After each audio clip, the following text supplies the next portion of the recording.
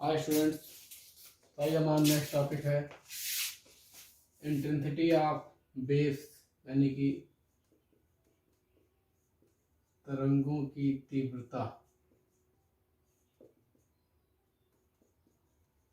Intensity of waves, ठीक है।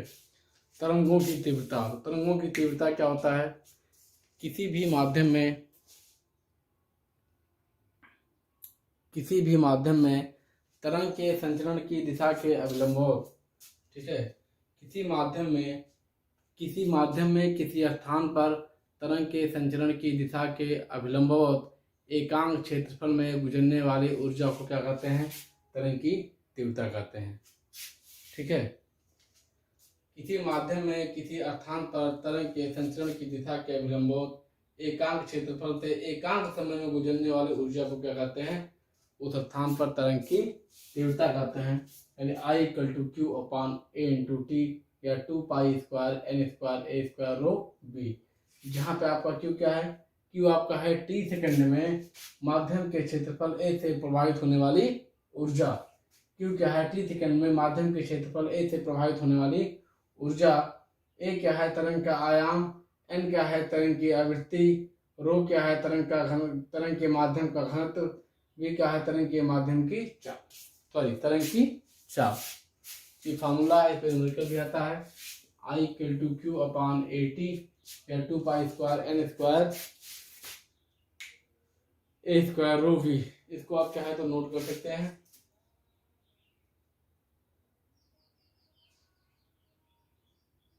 अगला हम कुछ इसके लक्षणों के बारे में बात करेंगे। सांगीतिक ध्वनियों के अभिलक्षण हम पढ़ेंगे, तो इसको आप चाहे तो आप स्क्रीनशॉट ले लीजिए या नोट कर लीजिए।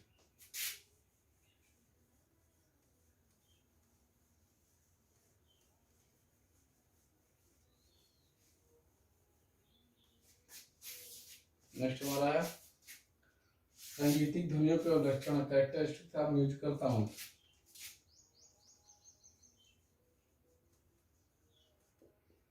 कैरेक्टरिस्टिक्स ऑफ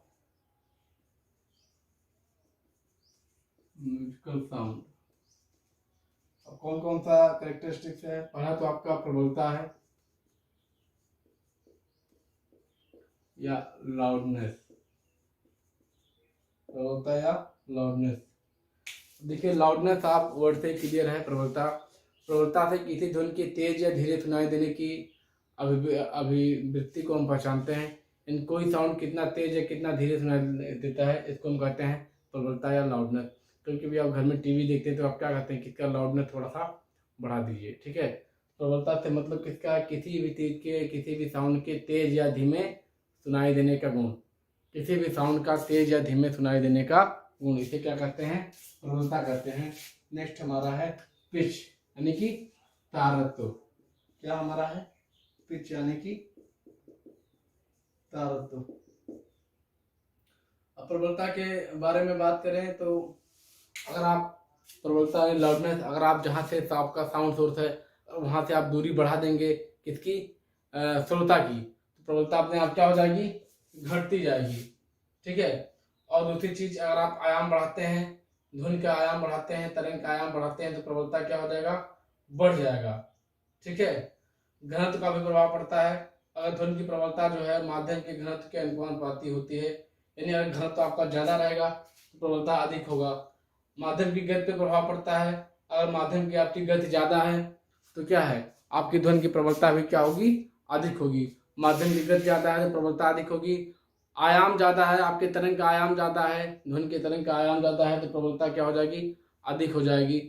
अगर डिस्टेंस ज्यादा है, श्रोता का जो आपका साउंड सोर्स है जो बकता है उससे अगर श्रोता का डिस्टेंस ज्यादा है, तभी क्या हो जाएगी? प्रबलता कम हो जाएगी।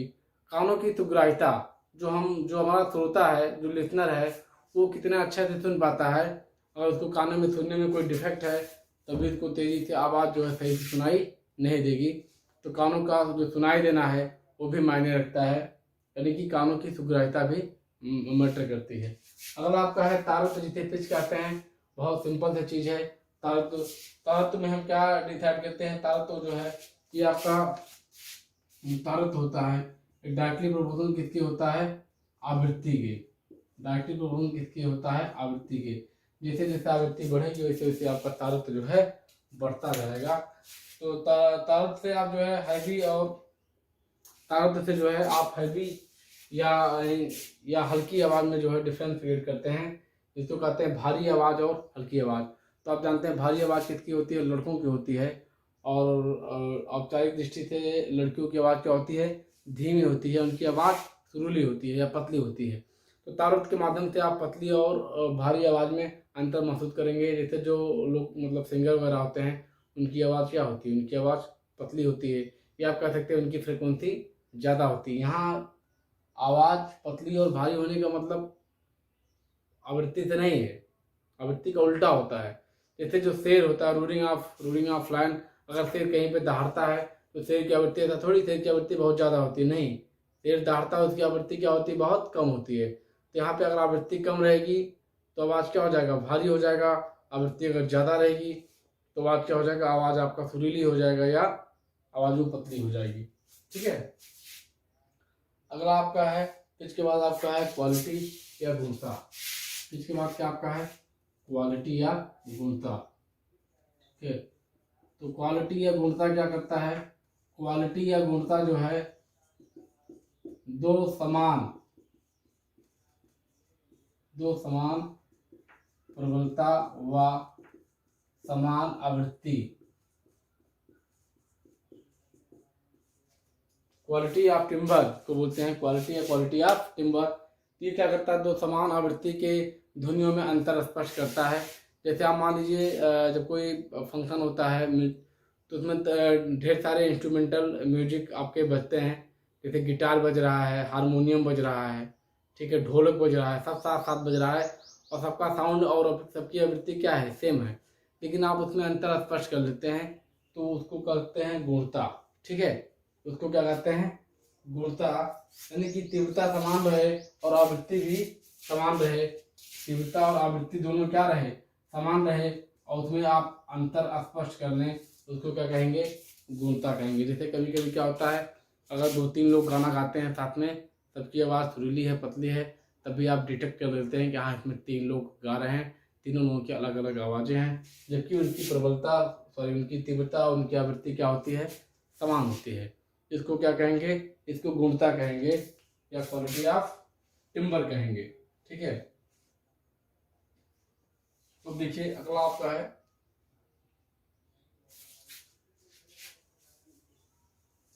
ध्वनि की प्रबलता और तीव्रता का स्तर।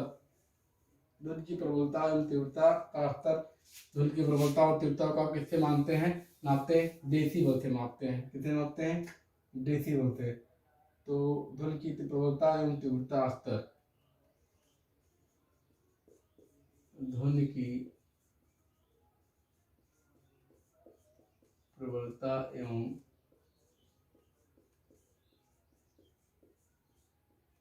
तीव्रता स्तर। ठीक है।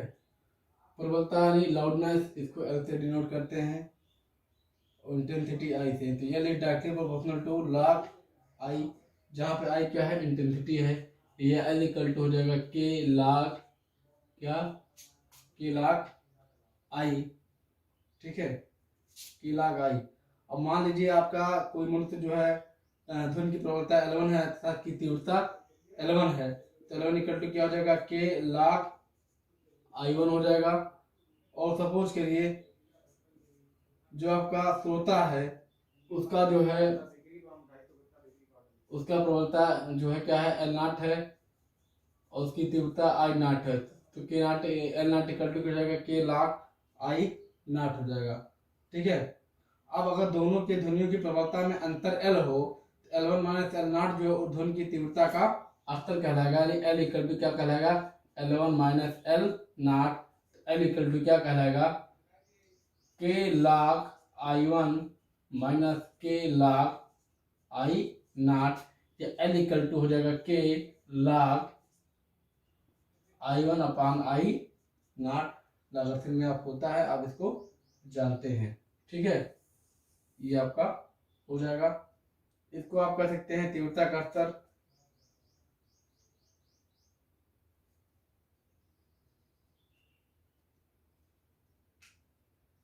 इसको नोट कर लीजिए।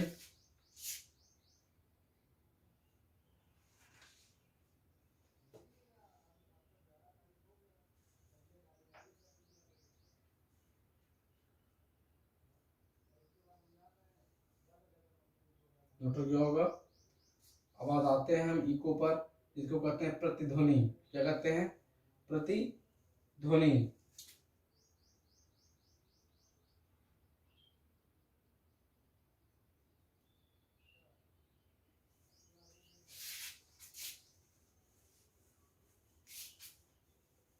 इको यानी कि प्रतिध्वनि।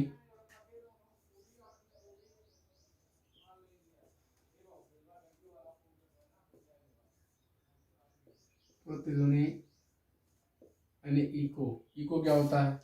इको एक ECO इको होता है, वो इको नहीं है, ये ECHE होता है इको, साउंड वाला इको। साउंड का इको का मतलब होता है जहाँ पे इको मतलब होता है रिपीटिशन ऑफ साउंड,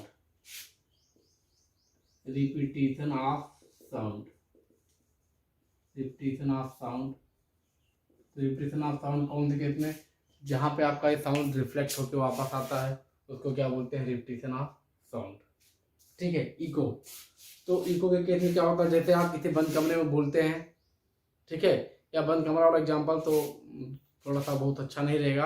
आप मान लीजिए कुआं, मान लीजिए कुआं में आप बोलते हैं, कुआं में आप बोलते हैं तो बोलने के बाद आपको अपनी ही आवाज़ फिर से सुनाई देती है, अपनी आवाज़ फिर से सुनाई देती है। यानी कि आप जो साउंड क्रिएट कर रहे हैं, आपका साउंड कुआं में जा रहा है, कुआं से फिर साउंड आपका रिफ्लेक्ट होकर आपके कानों तक पहुंच रहा है। तो इसमें जो टाइम होगा, इको का जो टाइम होगा, टी इक्वल टू क्या होता है? कुल दूरी बटे कुल समय। तो दूरी क्या होगा? d प्लस डी अपान टी, जितनी देर में आपको सुना देता है, सॉरी 2/4। साउंड इसका हो जाएगा क्या? v हो जाएगा। तो t इक्वल टू क्या हो जाएगा? 2d अपान v। इसमें कंडीशन क्या है? इसमें कंडीशन है कि आपका इको के लिए जो टाइम इंटरवल होना चाहिए, टाइम इंटरवल बहुत कम होना चाहिए। ऐसा नहीं कि आपने आवाज़ एक बार अपने आवाज़ क्रिएट किया, फिर आपको 2 या 3 सेकंड बाद वो आवाज़ आपको सुनाई दे रही है, नहीं। तो आपका इको के केस में वो नहीं आएगा, तब आपका रिवर्बरेशन हो जाएगा, इसको अनुरणन कहते हैं।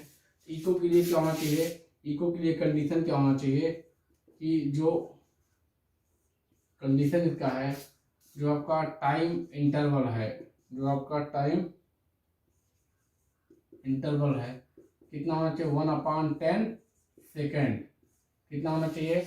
1/10 सेकेंड, यानी 1/10 सेकेंड का जो है समय अंतराल यहाँ पे होना चाहिए। 1/10 सेकेंड का यहाँ पे समय अंतराल होना चाहिए। किसके लिए? इको के लिए। जैसे आप खड़े हैं, मान लीजिए आप किसी पतली गैलरी में खड़े हैं, आपने साउंड लगाया, 10 फीट लंबी गैलरी है और आसपास कुछ है नहीं, दीवार है, तो आपने सीधा अगर साउंड मारा, उस पर टकराया, साउंड टकरा के आप तक आया, तो इसको क्या कहेंगे? इको। कंडीशन क्या है? 1/10 यानी 0.1 सेकेंड में वो आपको जो है टाइम, वो आपको जो है आवाज़ क्या होना चाहिए? सुनाई देना चाहिए। इसको क्या कहते हैं? इसको कहते हैं इको या प्रतिध्वनि। क्या कहते हैं? इको या प्रतिध्वनि कहते हैं। ठीक है। अच्छा, इसकी कंडीशन क्या है? इसकी कंडीशन यह है कि जो डिस्टेंस होना चाहिए इको के लिए, वो 17 मीटर से अधिक नहीं होना चाहिए। क्या होना चाहिए? 17 मीटर से अधिक नहीं होना चाहिए। मैक्सिमम डिस्टेंस कितना है? 17 मीटर है। इसको प्रूव भी किया जा सकता है। कैसे प्रूव किया जा सकता है? जो ध्वनि की चाल होती है साउंड में, ध्वनि की चाल जो होती है वो कितना होती है? 330 मीटर पर सेकेंड। कितने? हवा में।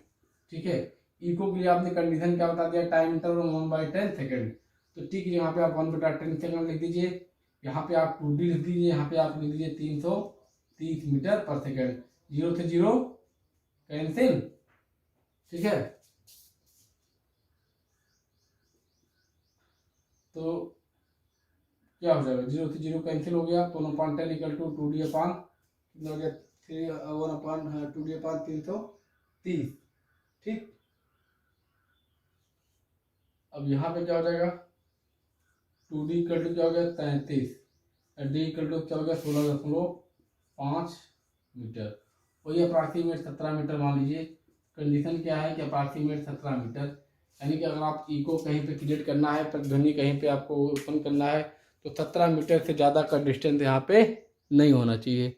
70 मीटर से ज़्यादा का डिस्टेंस वहाँ पे नहीं होना चाहिए। ये किसके लिए कंडीशन है? ये कंडीशन आपका है इको के लिए, ठीक है। अब नेक्स्ट हम बात करेंगे एब्जॉर्प्शन ऑफ साउंड, यानी कि ध्वनि का अवशोषण, ठीक है। तो ध्वनि का अवशोषण क्या होता है? किसी तल के पदार्थ द्वारा ध्वनि को अवशोषित करने की क्रिया को ध्वनि का अवशोषण कहते हैं। किसी तल के पदार्थ द्वारा ध्वनि को अवशोषित करने की क्रिया को ध्वनि का अवशोषण कहते हैं। सिंपल है कि जहाँ पे आप ध्वनि जो है क्रिएट करते हैं, जहाँ पे आप साउंड क्रिएट करते हैं, तो साउंड को जो अवशोषित कर ले वही क्या कहलाएगा? वो साउंड के लिए अवशोषक कहलाएगा। इस घटना को क्या कहते हैं? अवशोषण कहेंगे। इस घटना को क्या कहेंगे?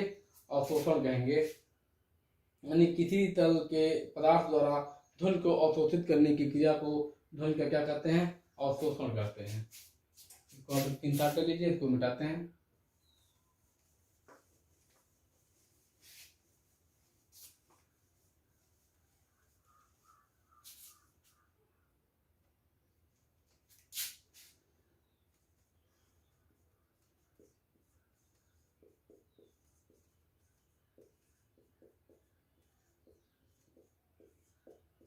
ध्वनि का अवशोषण क्या हो जाएगा?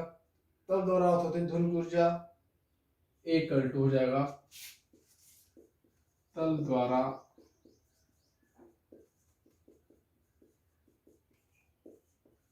अवशोषित ध्वनि ऊर्जा बटे तल पर आपतित कुल ऊर्जा। तल पर आपतित कुल ऊर्जा, इसका मतलब क्या हुआ? इसका मतलब ये हुआ कि जितना ध्वनि आप किसी तल पे जो है उत्पन्न करेंगे, कोई जरूरी नहीं कि पूरा का पूरा ध्वनि वो अवशोषित कर ले। ये डिपेंड करता है उसके अवशोषण गुणांक पे। अगर अवशोषण गुणांक उसका बहुत कम रहेगा तो ज़्यादा से ज़्यादा वो क्या कर देगा? ध्वनि को रिफ्लेक्ट कर देगा, बहुत थोड़ा ध्वनि को ही जो है अवशोषित करेगा। ध्वनि का अवशोषण गुणांक कैसे निकालेंगे? तल द्वारा अवशोषित ध्वनि ऊर्जा बटे तल पर आपतित ऊर्जा। ये क्या हो जाएगा? ध्वनि का अवशोषण गुणांक हो जाएगा, ठीक है। अब परफेक्ट एब्जॉर्बर की बात करेंगे। परफेक्ट एब्जॉर्बर कौन होता है? परफेक्ट एब्जॉर्बर अगर देखा जाए तो होता ही नहीं, क्योंकि आइडियल हो गया। लेकिन अगर आप परफेक्ट एब्जॉर्बर की बात करते हैं, पूर्णता अवशोषक की बात करते हैं, तो तल के किसी क्षेत्रफल द्वारा अवशोषित ध्वनि ऊर्जा तथा समान क्षेत्रफल के पूर्ण अवशोषक द्वारा अवशोषित ध्वनि ऊर्जा के अनुपात को पदार्थ का अवशोषण गुणांक कहते हैं, ठीक है। नोट कर लीजिए। अगला आपका आ गया रिवर्बरेशन, यानी कि अनुरणन। क्या हो गया? रिवर्बरेशन यानी कि अनुरणन।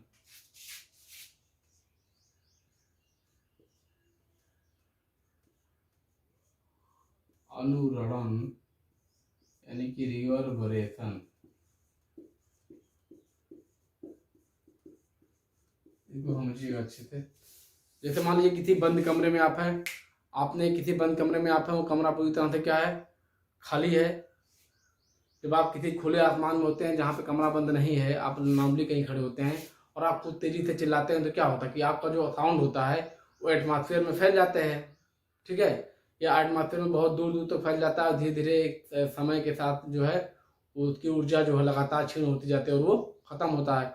लेकिन जब आप किसी बंद कमरे में होते हैं जहाँ पे खिड़की दरवाजे सब कुछ क्या होते हैं? बंद होते हैं, कमरा खाली होता है, और वहाँ पे आप चिल्लाते हैं। चिल्लाने के बाद क्या होता है? जो आपका साउंड होता है, साउंड आपका टकराता है। किससे टकराता है?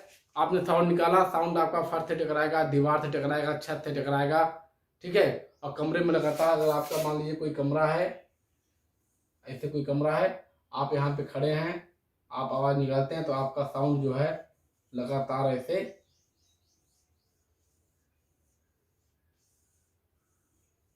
टकराता है एक दूसरे में, ठीक है। और इसकी ऊर्जा में क्या होता है? हरासमेंट होता है। लेकिन ऊर्जा का हरासमेंट होने में बहुत टाइम लग जाता है। क्यों? क्योंकि आपका जो कमरा है वो अवशोषक भी नहीं है, और जो खिड़की दरवाजे सब क्या है? बंद है। तो और अवशोषक क्यों नहीं? क्योंकि आपका कमरा पूरी तरीके से खाली है। जो हमारे दीवार होते हैं, छत होते हैं, फर्श होते हैं, ये बहुत कम अवशोषक होते हैं, इनका अवशोषक गुणांक बहुत कम होता है। तो क्या होगा कि ऊर्जा का इसमें क्षय होगा, ध्वनि ऊर्जा का क्षय होगा, लेकिन ध्वनि ऊर्जा को क्षय होने में समय लगेगा। यानी कि जो आपका ध्वनि है, ध्वनि का ठहराव काफी देर तक आपके कमरे में रहेगा। काफी देर मतलब ऐसा नहीं 10-15 मिनट तक रहेगा, यानी कि कुछ सेकंड तक आपका ध्वनि जो है आपके कमरे में मौजूद रहेगा। कैसे? रिफ्लेक्शन के थ्रू, तरंग के थ्रू जो आपका जो ध्वनि होता है वो लगातार परावर्तित होता हुआ उसमें कमरे में एक ठहराव ले लेता है, जिसको क्या कहते हैं? रिवर्बरेशन कहते हैं, या क्या कहते हैं? अनुरणन कहते हैं, ठीक है। अब इसी में आपका आता है एक टॉपिक अनुरणन काल। क्या आता है? अनुरणन काल। अनुरणन काल यानी कि रिवर्बरेशन और क्या इसी में जोड़ दीजिए आप टाइम। तो रिवर्बरेशन टाइम क्या होता है? रिवर्बरेशन टाइम यानी कि रिवर्बरेशन आप समझ गए कि जहाँ पे खिड़की दरवाजे सब बंद होते हैं, कमरा आपका खाली होता है और लगातार जो है आप आवाज करते हैं और आपका आवाज जो है लगातार कमरे में गूंजती रहती है, उसकी ऊर्जा का ह्रास होता रहता है, कुछ देर तक आपके कमरे में वो रहता है, उसको क्या कहते हैं? उसको कहते हैं अनुरणन। अनुरणन क्या काल क्या होता है? जब आपका साउंड, जब आपकी ध्वनि अपने तीव्रता का 1/, अपने तीव्रता की 1/10⁶ टाइम्स यानी 1/10⁶ इकाई, दहाई, सैकड़ा, हजार, 10,000, लाख, 1,00,000वें अपने इकाई, दहाई, सैकड़ा, हजार, 10,000, लाख और एक में रहेगा ये 10 लाख। 10 लाखवें गुना कम हो जाएगा जब जो है इसकी इंटेंसिटी यानी इसकी जो तीव्रता होगी आवाज की, ध्वनि की, ये अपनी तीव्रता का 1/10,00,000वां गुना है कि 10,00,000वां गुना कम हो जाएगा। 10,00,000वां गुना कम हो जाएगा तो 10,00,000वां गुना कम होने तक, जितने समय तक ध्वनि की तीव्रता अपनी तीव्रता का 10,00,000वां गुना कम होने तक, जितने समय तक किसी कमरे में, किसी हाल में टिका रहता है, ठहरा रहता है, उस काल को क्या कहते हैं? अनुरणन काल कहते हैं। यानी कि जो साउंड की इंटेंसिटी है उसकी तीव्रता 10 लाख गुना कम हो जाए तब भी वो जो है साउंड जो है ठहरा रहे किसी रूम में, उसको क्या कहते हैं? उसको कहते हैं अनुरणन काल। कंडीशन क्या है कि इसका जो है इसकी जो प्रबलता है, इसकी जो तीव्रता है वो 10⁻⁶ गुना क्या हो जाए? कम हो जाए और तब तक आपका साउंड जो है स्टे किया रहे, ठहरा रहे, उसको क्या बोलते हैं? उसको बोलते हैं अनुरणन काल। उसको क्या बोलते हैं? अनुरणन काल। ठीक है। अनुरणन काल सेवाइन ने एक फॉर्मूला दिया था अनुरणन काल का, T यहीं पे लिख देते हैं, इसको आप यहाँ पे नोट कर लें, तो ये मैं लिख देता हूँ। एक साइंटिस्ट थे सेवाइन ने फॉर्मूला दिया, हार्वर्ड विश्वविद्यालय के प्रोफेसर थे वॉलेस सी सेवाइन। उन्होंने एक फॉर्मूला दिया कि आपका जो अनुरणन काल होता है T, ये किसके अनुपाती होता है? कमरे के आयतन के अनुपाती होता है। ठीक है। और इसके क्षेत्रफल के वृत्त का अनुपाती होता है। तो इसीलिए फार्मूला आपका बन गया T = 0.165V अपान क्या हो जाएगा? अपान हो जाएगा A। समय है तो समय किसमें रहेगा? सेकंड में ही रहेगा। 0.165 इसमें क्या है? 0.165 इसमें जो है आपका कांस्टेंट है। अब यहाँ पे A क्या है? A आपका है अवशोषण गुणांक या अवशोषण क्षेत्रफल मान सकते हैं, गुणांक नहीं कह सकते हैं। और गुणांक की बात करेंगे A = A × S हो जाएगा। ठीक है, A हो जाएगा √A × S, जहाँ पे जो है आपका यस क्या हो जाएगा? अवशोषण गुणांक हो जाएगा। क्या हो जाएगा? अवशोषण गुणांक हो जाएगा। और ए आपका क्या हो जाएगा? क्षेत्रफल हो जाएगा। ए क्या हो जाएगा? क्षेत्रफल हो जाएगा। जैसे मान लिया कमरे हैं, दरवाजे हैं, खिड़कियां हैं, सोफा है, बिस्तर है, तो सबका अवशोषण गुणांक अलग अलग होगा और सबका क्षेत्रफल अलग अलग होगा। मान लिया कोई कमरा है, इसमें सोफे वगैरह सब कुछ लगे हुए हैं, तो इसका अवशोषण गुणांक क्या हो जाएगा? A1 S1 + A2 S2 + A3 S3 + A4 S4 + ... ठीक है। इसका मतलब ये हुआ कि आपके डिफरेंट जो मटेरियल रहेंगे सबका जो है अवशोषण गुणांक अलग अलग होगा और सबका क्षेत्रफल जो अलग अलग होगा, तो टोटल करके यहाँ पे ए लिख दिया जाता है। रही बात आयतन की, तो कमरे का आयतन जो क्या रहेगा वो निश्चित रहेगा। तो इससे क्या पता चला? सेवाइन का जो फार्मूला है ये इसके आयतन के, देखिए फार्मूले में भी दिख रहा है, इसके आयतन के अनुपाती होता है। अनुरणन काल T इसके आयतन के अनुपाती होता है, उसके क्षेत्रफल के इन्वर्सली प्रोपोर्शनल यानी कि व्युत्क्रमानुपाती होता है। आप समझ गए होंगे। ये सेवाइन ने फार्मूला दिया है। ये सेवाइन फार्मूला किसके लिए है? ये सेवाइन फार्मूला है आपका अनुरणन काल के लिए। अनुरणन काल को प्रभावित करने वाले कुछ कारक है, जैसे आपका तनों की जो परावर्तन शक्ति है, जो आपके फर्श हैं, दीवार है, ठीक है, डिपेंड करता है अनुरणन काल की ये जो है कितने बड़े अवशोषक हैं, यानी कि कितने जल्दी अवशोषित कर लेते हैं। अगर अवशोषित कर लेते हैं आवाज़ को जल्दी से, तो वहाँ पे अनुरणन काल क्या हो जाएगा, बहुत ही कम हो जाएगा। अगर वो अच्छे अवशोषक नहीं है तो वहाँ पे अनुरणन काल जो है क्या हो जाएगा, बढ़ जाएगा। यानी कि अवशोषण गुणांक पे निर्भर करता है, परावर्तक तल पे निर्भर करता है। ये भी डिपेंड करता है कि ध्वनि की तीव्रता कितनी है। अगर ध्वनि की तीव्रता बहुत ज़्यादा रहेगी तो वहाँ पे अनुरणन काल यानी कि रिवर्बरेशन टाइम एग्जिस्ट कर पाएगा, अन्यथा रिवर्बरेशन टाइम जो है बहुत कम हो जाएगा, या हो सकता है वहाँ पे अनुरणन हो ही ना। ठीक है। और डिपेंड क्या करता है कि इसकी आवृत्ति, अगर आवृत्ति अधिक रहेगी, अगर आवृत्ति अधिक होगी तो अवशोषण अधिक होगा, अगर आवृत्ति अधिक रहेगी अवशोषण अधिक होगा तो अनुरणन काल क्या होगा, कम होगा। और कमरे का आयतन, अगर कमरे का आयतन क्या रहेगा, कमरे का आयतन ज़्यादा रहेगा तो अनुरणन काल भी क्या होगा, ज़्यादा होगा। और कमरे का आयतन कम होगा तो अनुरणन काल क्या हो जाएगा, कम हो जाएगा। अब रिवर्बरेशन बहुत अच्छी चीज़ तो नहीं है, क्योंकि आपको मजा तो लेना नहीं है, जादू तो आपको करना नहीं है। तो इसका जो है, इसको अगर कम करना होगा, कंट्रोलिंग ऑफ रिवर्बरेशन, तो क्या किया जाए, इसको कम करने के लिए इसके कुछ सिस्टम है कम करने के लिए। सबसे पहले तो ये है कि इसमें विंडो ज़्यादा से ज़्यादा कमरे में क्या रहे, विंडो रहे। इस पर फर्श ना होकर, टाइल ना होकर, इस पर क्या बिछाई जाए, कालीन बिछाई जाए। जो नंबर ऑफ लिसनर्स है, जो श्रोता हैं, श्रोताओं की संख्या क्या हो, ज़्यादा हो। जो आपके दीवार हैं, दीवार आपके ऐसे मटेरियल के बनाए जाए जिसका अवशोषण गुणांक क्या हो, सबसे अधिक हो, यानी कि जो आवाज़ को ज़्यादा से ज़्यादा क्या कर लें, अवशोषित कर लें। तो सबसे जो इसका पीक पॉइंट है, सबसे पीक पॉइंट ये है कि जो दीवार है, दीवार को जो है कर्व ना बनाया जाएगा, दीवार को कर्व बनाया जाएगा तो वहाँ पे रिवर्बरेशन होगा, यानी आप वहाँ पे रिपीटेशन ऑफ साउंड होगा। जैसे आपने सिनेमा हॉल में देखा है, दीवार आपके कर्व शेप में बनाया जाता है, तो दीवार अगर आपके कर्व शेप में बनाए जाएंगे तो वहाँ पे क्या होगा, वहाँ पे अनुरणन काल जो है क्या होगा, ज़्यादा होगा, यानी साउंड वहाँ पे रिफ्लेक्ट करेगा। दूसरी चीज़ क्या है कि आपके विंडो, दरवाजे, ETC ये सब जो लगाए जाएँ ताकि जो है आवाज़ जो है थोड़ा सा बाहर निकल सके। तीसरी क्या है कि आपके फर्श जो है, फर्श पे कालीन बिछाया जाए, उस पर टाइल ना रखा जाए या फर्श ना रखा जाए, क्योंकि ताकि अच्छा अवशोषक का काम करे। दीवारों की बात करते हैं तो दीवार भी एक अच्छे अवशोषक होना चाहिए। ठीक है, दीवार भी आपकी एक अच्छे अवशोषक होना चाहिए। अगली बात तो छत में आप उल्टा घड़ा का लटका देते हैं तो जाके वो भी घड़ा भी जो है मिट्टी का होता है, वो भी अच्छा अवशोषक होता है। तो वहाँ पे रिवर्बरेशन कम होगा कि आपका जो है घड़े में जो जाके क्या हो जाएगा, अवशोषित हो जाएगा। ठीक है, वीडियो का भाई ध्यान रखना पड़ता है, ज़्यादा लंबा वीडियो हो जाएगा तो अपलोड नहीं हो पाएगा। चलिए, अभी 28 मिनट का है।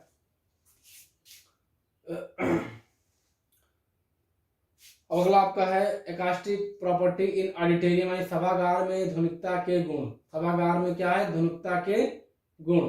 तो सभागार में ध्वनिकता का गुण सबसे बड़ी चीज क्या है कि एक्स्ट्रा शोर ना हो। बाहर से जो आवाज आती है, बाहर से आवाज ना, अगर आप किसी ऑडिटोरियम में बैठे हुए हो, आप चाहते हैं कि उसकी एकॉस्टिक प्रॉपर्टी, एकॉस्टिक यानी ध्वनिकी के गुण हो, तो उसके लिए कंडीशन क्या है, उसके लिए कंडीशन है कि बाहर से जो है कोई कोलाहल ना हो, इको का ना बने, यानी कि प्रतिध्वनियों का समापन हो जाए, प्रतिध्वनि वहां पे ना बने।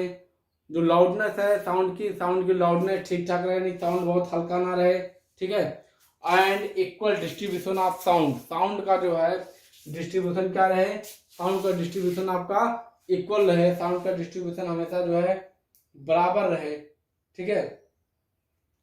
और जिसका जो अनुरणन काल है, अनुरणन काल ना तो बहुत ज़्यादा हो और ना अनुरणन काल आपका बहुत कम हो। इसी हिसाब से एकॉस्टिक डिजाइन किए जाते हैं, क्योंकि आपके बिल्डिंग एकॉस्टिक डिजाइन किए जाते हैं। बिल्डिंग को जो है, अगर ध्वनिकी के पॉइंट ऑफ व्यू से देखा जाए तो इसको भी एकॉस्टिक जो है डिजाइन किया जाता है। सबसे बड़ी चीज़ क्या है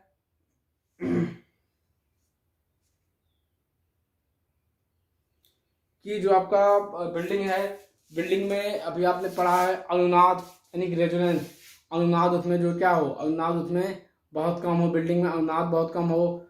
और बिल्डिंग के जो मटेरियल्स यूज किए जाते हैं उसमें जो है क्या हो, वो अवशोषक हों, धुन के क्या हो, धुन के वो अवशोषक हों, धुन के क्या अवशोषक हो। और उसमें इंटरफेरेंस, उसमें जो है व्यतिकरण उत्पन्न ना होता हो, और उसके जो प्रबलता हो, ध्वनि की जो प्रबलता हो, ध्वनि की प्रबलता जो है बढ़ाई जा सके, वो चाहे लाउड स्पीकर के थ्रू बढ़ाई जाए, चाहे जो है श्रोता वक्ता द्वारा तेज बोलकर बढ़ाई जाए। तो ये सब इसकी कंडीशन है। पहली कंडीशन क्या है कि आपका जो ध्वनि हो, जो आपका जो बिल्डिंग होना चाहिए फुल्ली एकॉस्टिक का मतलब उसमें तमाम सारी चीज़ें आ गई।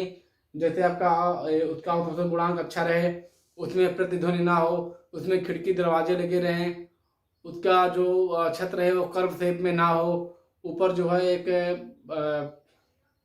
ध्वनि अवशोषक लगाया जाए। ध्वनि अवशोषक का मतलब ऊपर एक उल्टा करके घड़ा लगा दिया जाए ताकि ध्वनि का जो अच्छा वो अवशोषक रहे।